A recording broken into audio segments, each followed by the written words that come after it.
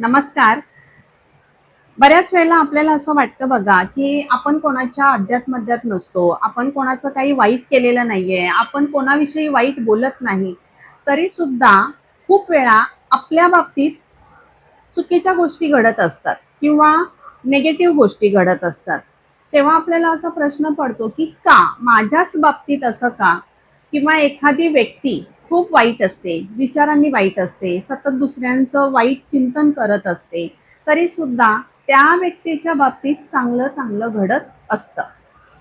असं का? तर 2 व्यक्ती असतात आणि एक खूप वाईट प्रवृत्तीचा असतो, वाईट विचारांचा असतो, त्याला कधी कोणाचं चांगलं झालेलं पाहत नसतं आणि दुसरा जो असतो तो सतत दुसऱ्यांना मदत करणारा, सगळ्यांच्या मदतीला धावून जाणारा, सगळ्यांसाठी चांगला विचार करणारा असा असतो, पण तो प्रत्येक वेळेला दुःखात असतो.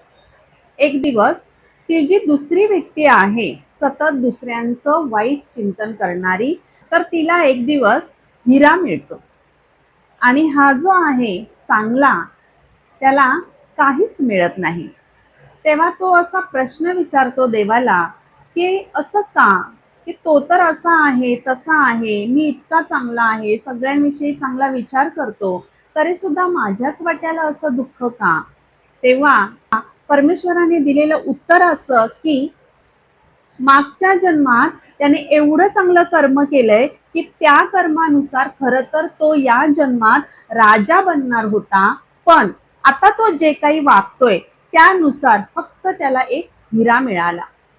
आणि तू मागच्या जन्मात जे कर्म केलंयस त्या कर्मानुसार आता तू तुरुंगात असणार होतास, पण आता तू जे चांगलं वागतोयस त्यामुळे तुझं ते कर्म सौम्य झालेलं आहे.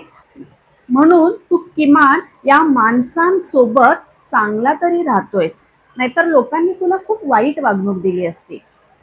मला सांगायचं तात्पर्य हे आहे, की आपल्या वाट्याला आलेलं दुःख किंवा आपल्या वाट्याला आलेलं सुख हे फक्त आणि फक्त आपलंच असतं.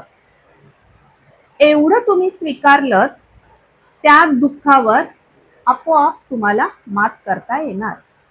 धन्यवाद.